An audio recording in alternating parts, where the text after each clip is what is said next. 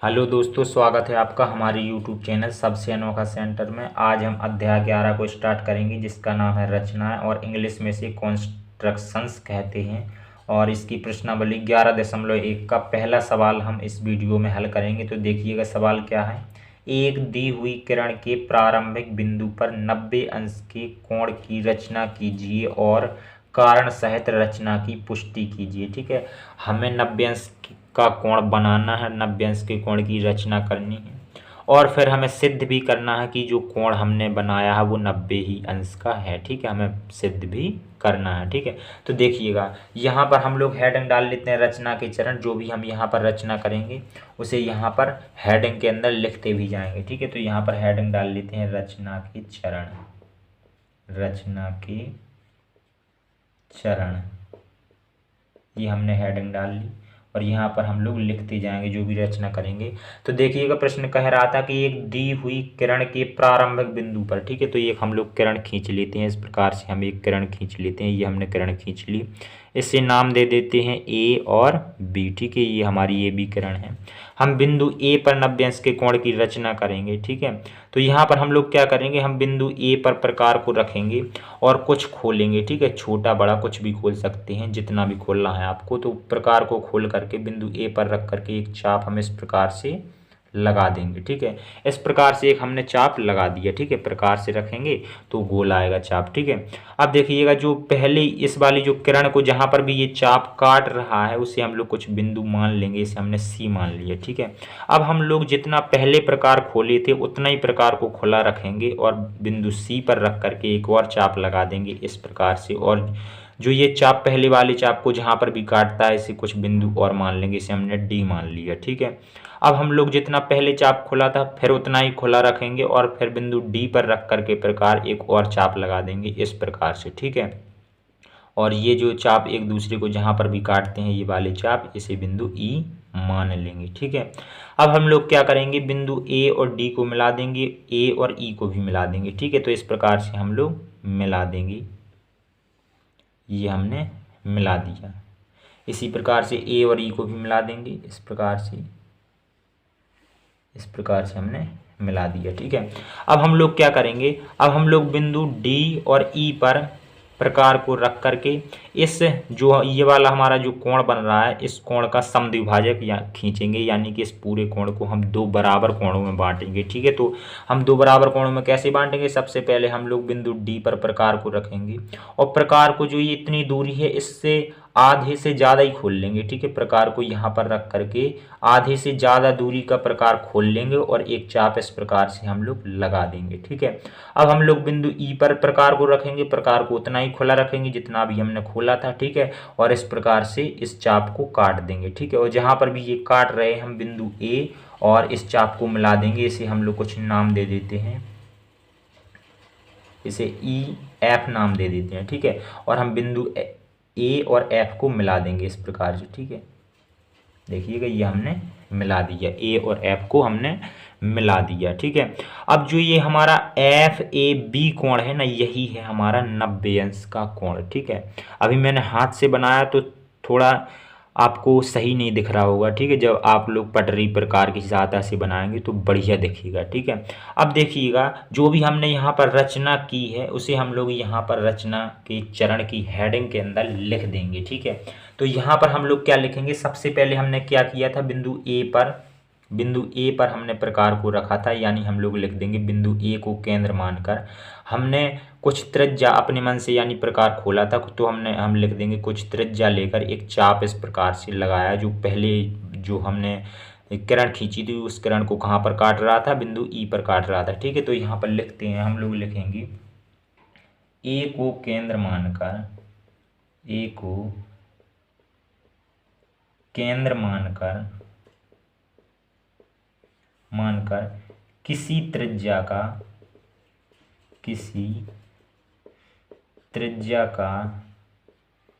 एक चाप लगाया जो ए बी किरण को कहाँ पर काट रहा था, सी पर काट रहा था। तो यहाँ पर लिख देंगे जो ए बी को सी पर प्रतिच्छेद प्रतिच्छेद करता है। ठीक है, अब हम लोग नेक्स्ट पॉइंट डालेंगे। और हमने दूसरी बार में क्या किया था, हमने सी को केंद्र माना था, यानी सी पर प्रकार को रखा था, और हमने उसी त्रिज्या का, यानी जो हमने ए से लेकर सी तक प्रकार खोला था उतना ही खुला रखा था प्रकार को, और एक और चाप लगाया था जो पहले वाले चाप को डी पर काट रहा था। तो अब हम लिखेंगे सी को केंद्र मान करके, दूसरी बार में हमने सी को केंद्र मानकर एसी त्रिज्या का एक चाप लगाया जो पहले चाप को कहाँ पर काट रहा था, डी पर काट रहा था, डी पर प्रतिच्छेद करता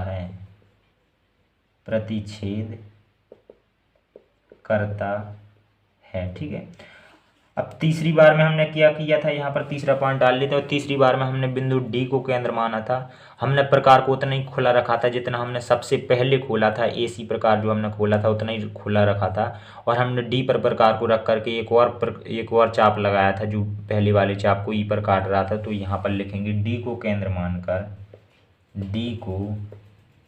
मानकर एसी त्रिज्या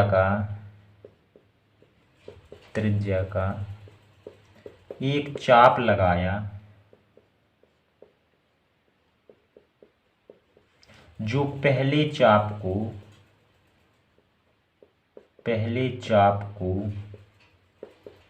ई पर काटता है। ठीक है, फिर हमने क्या किया, फिर हमने ए डी और ए ई को मिलाया था। ठीक है, ये वाली हमने रेखाखंड खींची थी। तो यहाँ पर लिख देंगे चौथे नंबर में ए डी तथा ए ई को मिलाया। जो भी हमने किया है सारी चीज़ें हमें यहाँ पर लिखनी है। ठीक है, अब फिर हमने क्या किया था, फिर हमने डी को केंद्र माना था और हमने कोई त्रिज्या लेकर के एक चाप लगाया था, और फिर जितना हमने पहले चाप यहाँ पर डी पर प्रकार रख करके प्रकार खोला था उतना ही हमने त्रिज्या का चाप यहाँ भी लगाया था बिंदु ई पर प्रकार रख करके। ठीक है, तो यहाँ पर हम लोग लिखेंगे बिंदु डी को केंद्र मानकर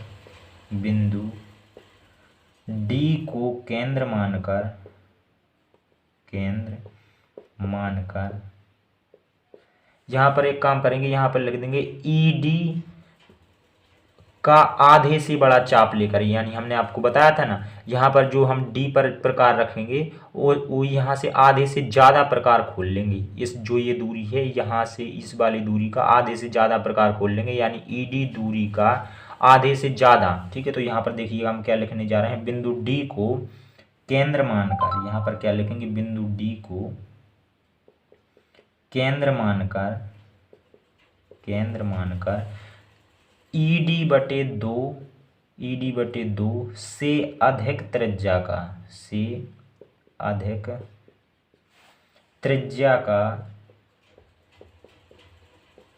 का चाप लगाया। ठीक है, और फिर हमने क्या किया, फिर हमने बिंदु ई को केंद्र मान करके ईडी बटे दो से अधिक त्रिज्या लेकर के, जितनी हमने पहले त्रिज्या ली थी ईडी बटे दो से अधिक, उतना ही हमने ई पर प्रकार रख करके उतनी त्रिज्या का एक और चाप लगाएंगे। ठीक है, ई को केंद्र मान करके, तो यहाँ लिखेंगे ई को केंद्र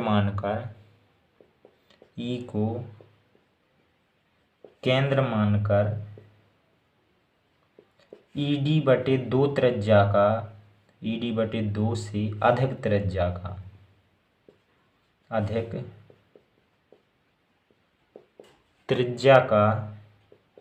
एक और चाप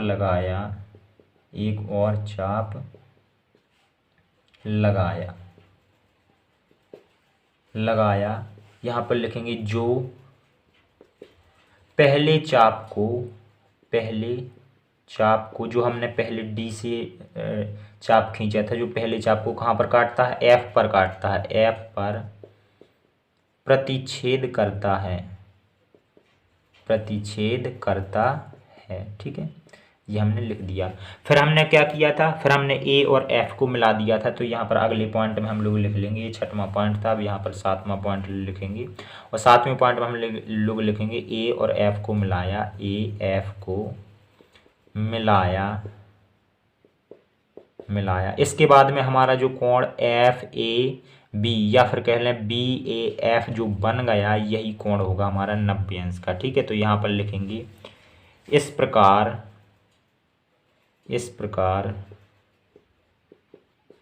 कोण बी ए एफ बराबर 90 अंश की रचना हुई। जो हमने रचना करनी थी 90 अंश के कोण की, वो हमारी रचना हो गई। ठीक है, अब हम लोग क्या करते हैं, अब हम लोग इसे सिद्ध भी करते हैं। तो देखिएगा यहाँ पर अब हम लोग हेडिंग डाल लेते हैं सत्यापन, यानी कि जो हमने 90 अंश के कोण की रचना की है, अब हम उसे सिद्ध करेंगे। चूंकि हमें प्रश्न ने बोल रखा था कारण सहित रचना की पुष्टि कीजिए। ठीक है, तो देखिएगा अब हम लोग सत्यापित करने के लिए क्या करेंगे, हम लोग यहाँ पर सी और डी को मिला देंगे, इस प्रकार से मिला देंगे। ये हमने सी और डी को मिला दिया। ठीक है, अब देखिएगा जब हमने सी और डी को मिला दिया तो ए सी सी डी और डी ए, ये हमें एक त्रिभुज दिखने लग गया, ए सी और सी डी। ठीक है, और ये त्रिभुज की हमारी भुजाएं हैं, ए सी सी डी और डी ए, ये त्रिभुज की भुजाएं हैं। और ये तीनों भुजाएं हमारी बराबर हो जाएंगी। अब भाई बराबर क्यों हो जाएंगी, चूंकि जितना हमने बिंदु ए पर रख करके जितना प्रकार खोला था, उतना ही प्रकार हमने खुला रखा था, और बिंदु सी से हमने एक चाप लगाया था, तो ये वाली दूरी हमारी बराबर होगी इस दूरी के। ठीक है, और जो ए डी दूरी है, ये तो उसी चाप के अंदर की दूरी है ए डी। ठीक है, जो हमने पहले चाप लगाया था, जितनी दूरी ये थी इतनी दूरी ये होगी। ठीक है, यानी कि ये तीनों भुजाएं आपस में बराबर होंगी। ठीक है, तो यहाँ पर हम लोग लिखेंगे त्रिभुज ए सी डी में, त्रिभुज ए सी डी में इसमें हमें क्या दिख रहा है, इसमें हमें ए सी सी डी और डी ए, ये तीनों भुजाएं बराबर दिख रही हैं। तो यहाँ पर लिख देंगे ए सी बराबर सी डी बराबर डी ए। और ये बराबर क्यों है, यहाँ पर लिख देंगे चूंकि एक ही त्रिज्या की चाप हैं, एक ही त्रिज्या की चाप हैं। ठीक है, इसलिए ये तीनों हमारे बराबर हैं। ठीक है, अर्थात इस त्रिभुज की तीनों भुजाएं बराबर हैं, तो हम कह सकते हैं ए सी डी कैसा त्रिभुज है, समबाहु त्रिभुज है। ठीक है, तो यहाँ पर लिख देंगे अर्थात ए सी डी समबाहु त्रिभुज है। कैसा त्रिभुज है, समबाहु त्रिभुज है। अब जब समबाहु त्रिभुज है तो हमें पता है कि समबाहु त्रिभुज के प्रत्येक कोण कितने के होते हैं, 60 अंश के होते हैं। तो हम कह सकते हैं जो हमारा कोण सी ए डी है, ये वाला कोण जो हमारा बन रहा है, ये कितने अंश का होगा, 60 अंश का होगा। ठीक है, तो यहाँ पर हम लोग लिखेंगे इसलिए कोण सी ए डी बराबर 60 अंश। ठीक है, और इसे हम लोग समीकरण फर्स्ट मान लेंगे। अब हम लोग अगले स्टेप में क्या करेंगे, हम लोग बिंदु ई और डी को इस प्रकार से मिला देंगे। ठीक है, तो यहाँ भी हमें एक त्रिभुज दिखने लग गया ए डी ई। ठीक है, और ए डी ई इस त्रिभुज की तीनों भुजाएं ए डी डी ई और ई ए, ये भी हमारी बराबर होंगी। चूंकि जो हमने पहले चाप खींचा था, ये दूरियां तो उसी चाप के अंदर की हैं, तो ये तो आपस में बराबर होंगी। और जो हमने पहले चाप खोला था, वही चाप हमने खोले रखा था, और सी से हमने एक चाप लगाया था, और वही चाप से हमने बिंदु डी पर रख करके एक चाप लगाया था। ठीक है, यानी कि ये दूरी हमारी पहले जो हमने चाप लगाया था उसी दूरी के बराबर होगी। यानी ये दूरियां तो हमारी पहले से बराबर थी, और ये भी हमारी दूरी इन्हीं दूरियों के बराबर होगी। यानी हम कह सकते हैं ए डी डी ई और ई ए, ये तीनों भुजाएं हमारी त्रिभुज की बराबर होंगी। तो यहाँ पर हम लोग लिखेंगे त्रिभुज ए डी ई में, त्रिभुज ए डी ई में, और इस त्रिभुज में हम तीनों भुजाएं बराबर दिखा देंगे, चूंकि व्यूह बराबर हैं, ये एक ही चाप की त्रिज्या है। ठीक है, एक ही त्रिज्या की चाप है। तो यहाँ पर हम लोग लिख देंगे ए डी बराबर डी ई बराबर ई ए, और यहाँ पर कारण हम फिर लिख देंगे चूंकि एक ही त्रिज्या के चाप हैं, एक ही त्रिज्या के चाप हैं। ठीक है, ये हमने कर दिया। इसलिए हम लोग क्या कह सकते हैं, इसलिए जो हमारा ये त्रिभुज ए डी ई है, क्या है, समबाहु त्रिभुज होगा, चूंकि तीनों भुजाएं बराबर है। तो इसलिए हम लोग लिखेंगे त्रिभुज ए डी ई समबाहु त्रिभुज है। कैसा त्रिभुज है? समबाहु त्रिभुज है। ये समबाहु त्रिभुज हो गया। तो हम कह सकते हैं इसका कोण EAD कितना होगा? 60 अंश का होगा, चूंकि समबाहु में तो प्रत्येक कोण 60 अंश का होता है, तो EAD बराबर 60 अंश। इसे हम लोग समीकरण सेकंड मान लेंगे। ठीक है, अब हम लोग क्या करेंगे? अब हम लोग E और F को मिला देंगे और D और F को मिला देंगे इस प्रकार से, और हमें दो त्रिभुज और दिखने लग गए, AEF ये वाला त्रिभुज और एक और ADF ये वाला त्रिभुज। ये हमें दो त्रिभुज दिखने लग गए। इन दोनों त्रिभुजों को हम लोग ले लेंगे, यहाँ पर लिखेंगे त्रिभुज AEF तथा त्रिभुज ADF में। ठीक है, और इन दोनों त्रिभुजों को हम लोग सर्वांग दिखाएंगे, तो हमें पता है ये दोनों भुजाएं बराबर हैं। और जितना हमने D से प्रकार खोला था उतना ही हमने E से प्रकार खोला रखा था, तो ये दोनों भी हमारी भुजाएं बराबर होंगी। और ये AF हमारी दोनों त्रिभुजों में मिलेगी, तो हम लोग इस प्रकार से इस त्रिभुज के 3 पार्ट बराबर दिखा देंगे। तो यहाँ पर हम लोग लिखेंगे AD बराबर AE और DF बराबर EF, DF बराबर EF और AF बराबर AF, चूंकि ये दोनों में है, AF बराबर AF। ठीक है, अब जैसे ही हमने इन त्रिभुजों के 3 पार्ट बराबर दिखाए, तो हम लोग यहाँ कह सकते हैं अतः त्रिभुज AEF सर्वांग त्रिभुज ADF। ठीक है, यानी ये दोनों हमारे त्रिभुज सर्वांग सम हुए। कौन से नियम से? S, चूंकि हमने तीनों भुजाएं बराबर दिखाई हैं, S सर्वांग समता से ये दोनों त्रिभुज हमारे सर्वांग सम हो गए। ठीक है, जब ये दोनों त्रिभुज सर्वांग सम हो गए, तो हम लोग कह सकते हैं कोण, इसका कोण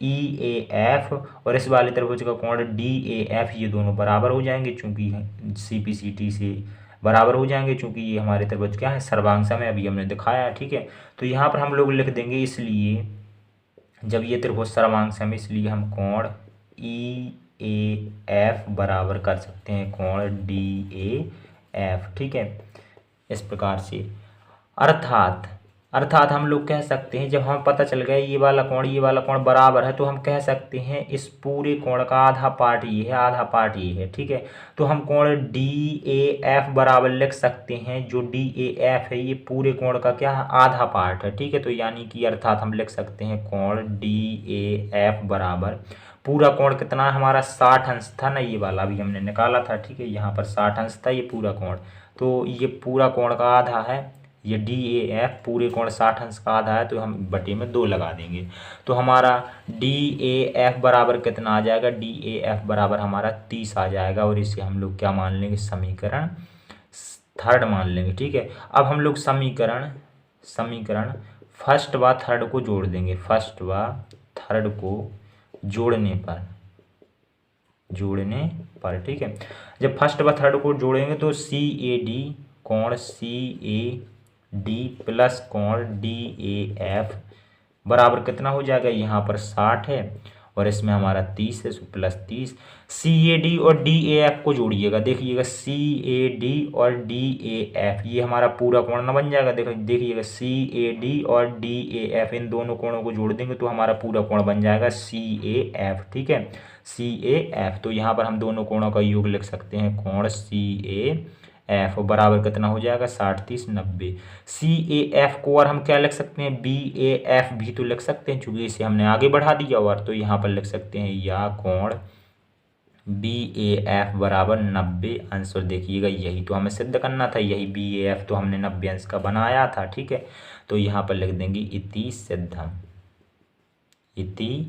सिद्धम। ठीक है, इस प्रकार से हमारा प्रश्न कंप्लीट हो जाता है। चलिए मिलते हैं अगली वीडियो में, धन्यवाद।